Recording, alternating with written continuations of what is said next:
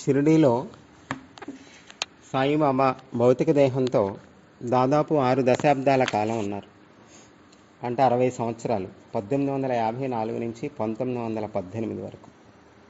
1918 October 15వ తేదీ విజయదశమి పర్వదినం రోజు ఆయన భౌతిక దేహాన్ని విడిచిపెట్టారు.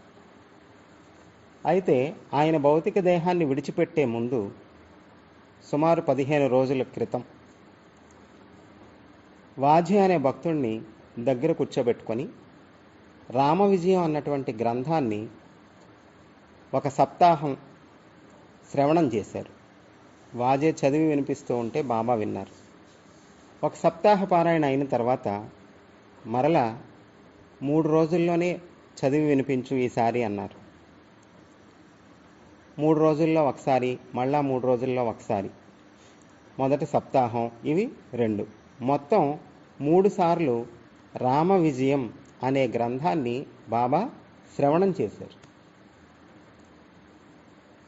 ఆ విధంగా ఆ రామ విజయాన్ని శ్రవణం చేసి వినిపించినందుకు, పఠనం చేసి వినిపించినందుకు గాను అతనికి ఒక కొబ్బరికాయ దక్షిణ కూడా బహుకరించారు బాబా. బాబా భౌతిక దేహాన్ని విడిచిపెట్టే ముందు మహాసమాధి చెందడానికి 15 రోజుల ముందు నుండి 3 సార్లు రామకథ చదివించుకొని వినడంలో ఉండేటువంటి ఉద్దేశం ఏమిటి, ఆంతర్యం ఏమిటి అనేది మనం ఆలోచించాలి.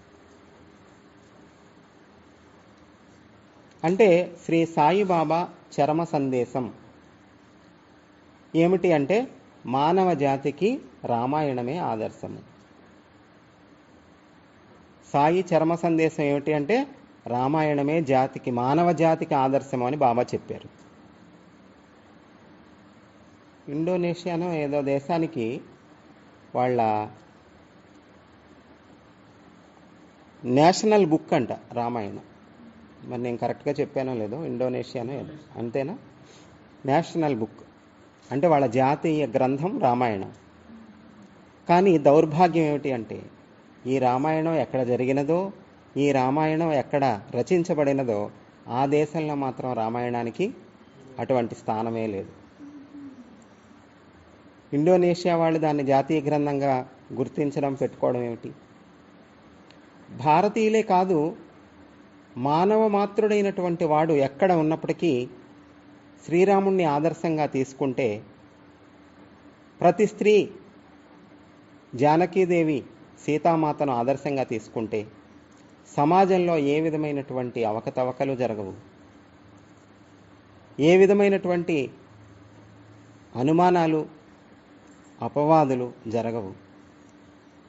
అందుచేత యుగాలు గడిచినప్పటికీ ఇప్పటికీ ప్రజలంతా సమాజము, దేశము, రాజ్యము బాగుండాలి అని అంటే దాన్ని ఏ రాజ్యంతో పోలుస్తారు? రామరాజ్యం అని పోలుస్తారు. ఇంకో రాజ్యం అని ఎక్కడ చెప్పరు. మరి ఎక్కడో త్రేతాయుగంలో జరిగినటువంటి ఆ శ్రీరాముడి యొక్క చరిత్ర ఇప్పటికీ ఆదర్శమైంది. మానవ జాతి రామాయణాన్ని ఎప్పటి వరకు గుర్తుపెట్టుకుంటుందో అప్పటి వరకు పతనం జరగదు, మానవ జాతికి పతనమే ఉండదు. రామాయణాన్ని ఎప్పుడు విడిచిపెడుతుందో, మానవ జాతి రామాయణాన్ని ఎప్పుడు మర్చిపోతుందో అప్పుడు పతనం తప్పదు. మానవ వినాశనం అనేది జరగాలి అంటే మరో ప్రపంచ యుద్ధం రానక్కర్లేదట. ఒక గొప్ప శాస్త్రవేత్త చెప్పాడట, అణుబాంబులో, ప్రపంచ యుద్ధాలో, మారణాయుధాలో కాదు మానవ జాతి అంతం చేసేవి, కేవలం నైతిక విలువల లోపము వలన మాత్రమే మానవ జాతి ఎప్పుడైనా మొత్తం నశించిపోతుంది అని చెప్పాడట.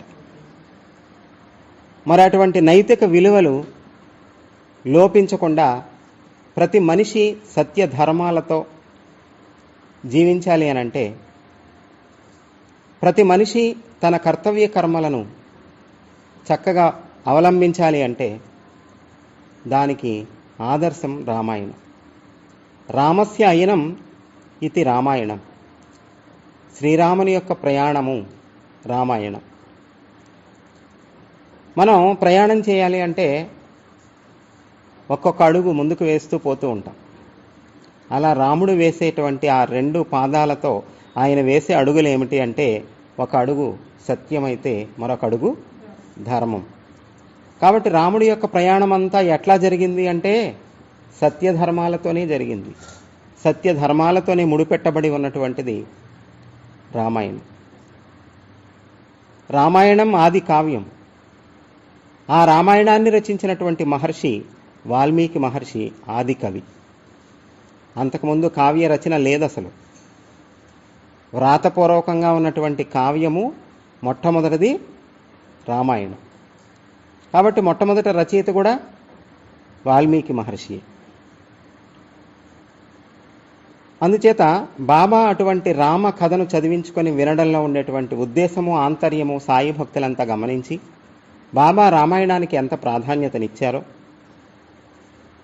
దానిని గుర్తించి దాని ప్రకారం మనం కూడా నడుచుకుంటే అప్పుడు సాయి ఇచ్చిన చరమ సందేశాన్ని మనం కూడా పాటించిన వాళ్ళం అవుతాం.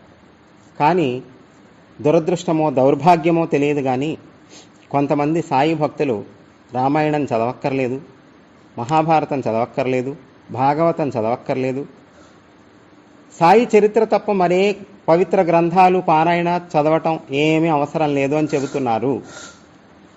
బాబానే స్వయంగా రామకథ చదివించుకొని విన్నారు అనంటే బాబా భక్తులు రామాయణం చదవక్కర్లేదు అని చెప్పడానికి ఎన్ని గుండెలు ఉండాలి అసలు వాళ్ళకు, ఎంత దమ్ము ఉండాలి. బాబానే ఎందుకు చదివించుకొని విన్నారు?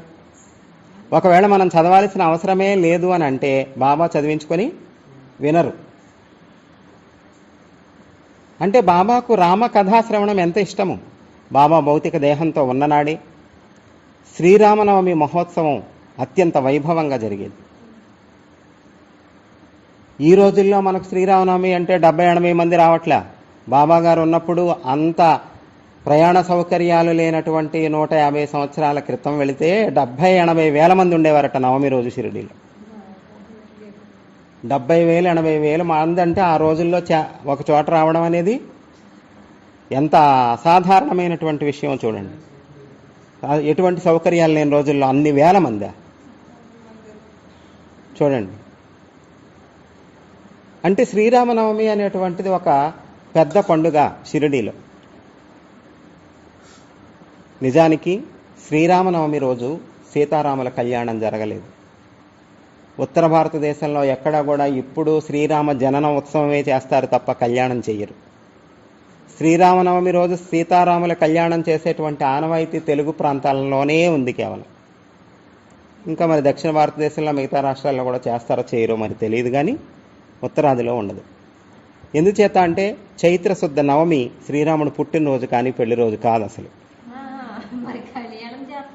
మరి శ్రీరామనవమి రోజు పుట్టినరోజు అయితే బర్త్డే సెలబ్రేట్ చేయాలి కానీ మ్యారేజ్ డే సెలబ్రేట్ చేసుకుంటున్నాం ఏమిటి మనం అంటే అందులో ఒక రహస్యం ఉన్నది. తెలుగు వాళ్ళు చేసేటువంటి ఆ ఆచారం వెనకాల శ్రీరాముడు పుట్టినటువంటి రోజు ఈ సీతారాముల కళ్యాణము నిర్వహించడంలో ఉండేటువంటి అత్యద్భుతమైనటువంటి ఆంతర్యము ఏమిటో మనం ఒకసారి యోచించాలి. రాముడు జన్మించిన రోజు కళ్యాణం చేయడం అంటే దాని అర్థం రాముని యొక్క జననమే లోక కళ్యాణం కోసము అని. కాబట్టి సీతారాముల కళ్యాణం అంటే మనం ఏదో విగ్రహాలు పెట్టి చిన్నపిల్లలు తాటాకు బొమ్మలకి బట్టలు కట్టి పెళ్లి కుమార్తె పెళ్లి కొడుకు అని చెప్పి మగ పెళ్లివారని ఆడపెళ్లివారని బొట్లు పెట్టి పూలు పెట్టి చిన్నప్పుడు ఆడుకునేవాళ్ళం కదా. అలా పిల్లలు ఆడే తాటాకు బొమ్మల పెళ్లికి అవగాహన పరిణితి ఏమీ లేనప్పుడు పెద్దవాళ్ళు చేసే సీతారాములు కాదు మరి ఏ దేవతా కళ్యాణానికైనా తేడా ఏమీ ఉండదు. అది బొమ్మల పెళ్ళే, ఇది బొమ్మల పెళ్ళే. ఎప్పుడు అందులో ఉండే తత్వాన్ని ఆంతర్యాన్ని గ్రహించనంత వరకు బొమ్మల పెళ్ళే. ఏమండి సీతారాముల కళ్యాణం లోక కళ్యాణం ఎట్లా అవుతుందండి అనంటే సీతారాముల కళ్యాణం ప్రతి గ్రామంలో రామకోవిల ఉంటుంది భారతదేశంలో. ఎంత చిన్న గ్రామానికి వెళ్ళినా మన పక్కన మారుమూల బత్తప్పగూడెం వెళ్ళినా ఉంది, జిల్లెలగూడెం వెళ్ళినా ఉంది. రామాలయం లేని గ్రామం ఉండదు. అసలు గ్రామములోనే గ్రామాలలో రామ ఉంది. గ్రామం గ విడగొడితే గ్రామంలో ఏముంది? రామం ఉంది. ప్రతి గ్రామము రామమయం కావాలి. ప్రతి గ్రామంలో రామమందిరం ఉండాలి. ప్రతి గ్రామంలో ఉండేటువంటి వాళ్ళు స్త్రీ పురుషులే కదా ఉండేది. ప్రతి గ్రామంలో పురుషులంతా శ్రీరాముణ్ణి, స్త్రీలంతా సీతమ్మ వారిని ఆదర్శంగా తీసుకుంటే లోక కళ్యాణం కాకపోతే ఏమవుతుంది? అందరూ రాముళ్లాగే నడుచుకుంటే మగవాళ్ళందరూ ఒకే మాట, ఒకే బాణం, ఒకే పత్ని,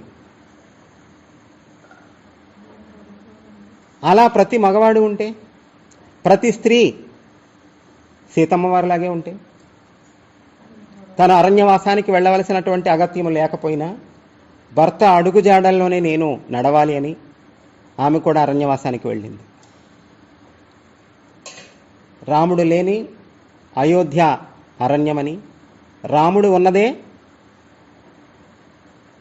అయోధ్య, రాముడు లేనిది అయోధ్య అయినా అరణ్యమే అని భర్తను అనుగమించినటువంటి పరమ సాధ్వి సీతమ్మ తల్లి.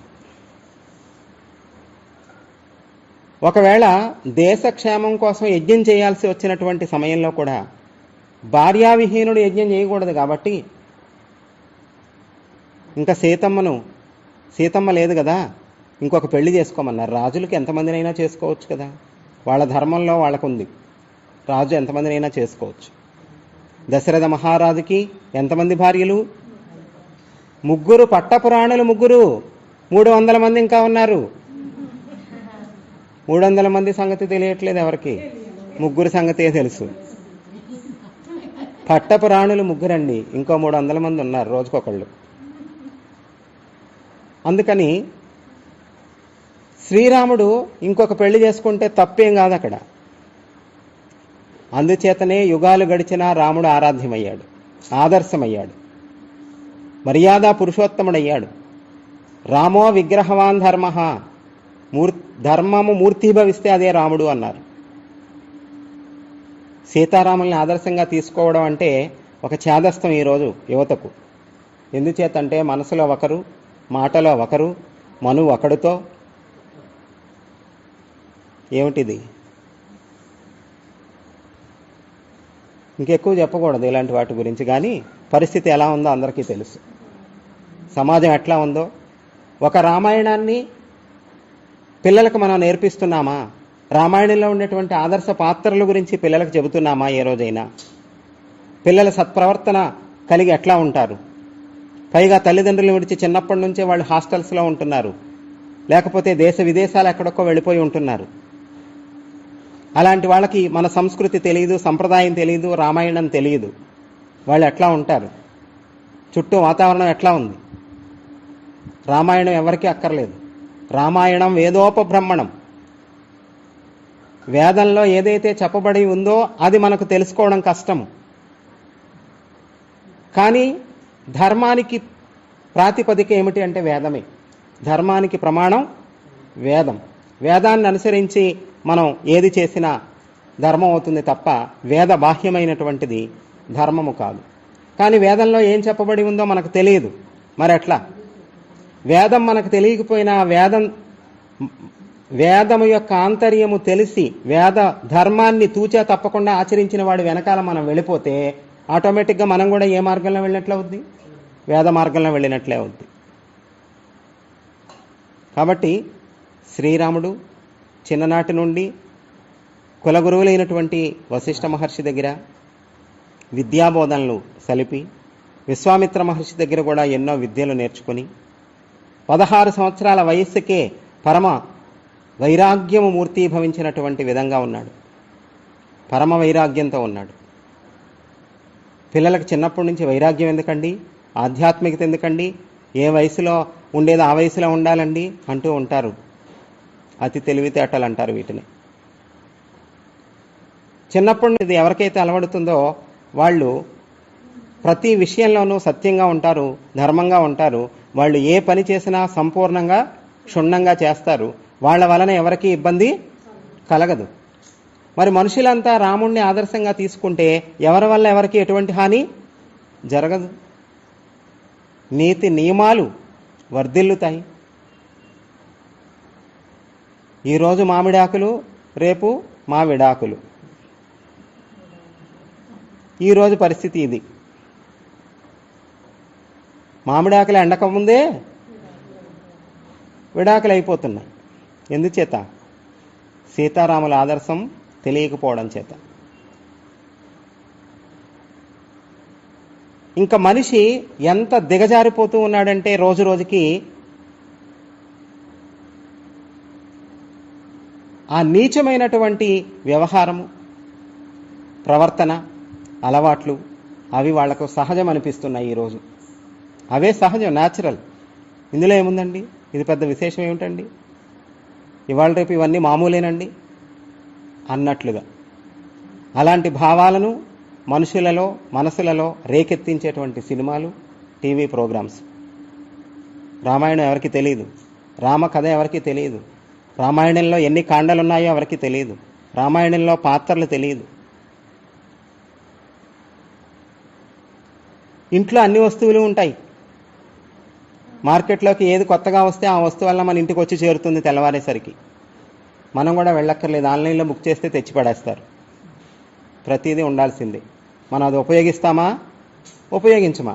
ఉపయోగిస్తే మాత్రం అన్నాళ్ళు ఉపయోగిస్తాం. అవన్నీ ఆలోచించాం. ముందు తేవాలి. అందరింట్లో ఉంది, మన ఇంట్లో లేకపోతే ఎట్లా అనుకుంటాం. మరి రామాయణం ఉందా మన ఇంట్లో? భగవద్గీత ఉందా మన ఇంట్లో? మహాభారతం ఉన్నదా మన ఇంట్లో? సద్గ్రంథాలు ఉన్నాయా మన ఇంట్లో?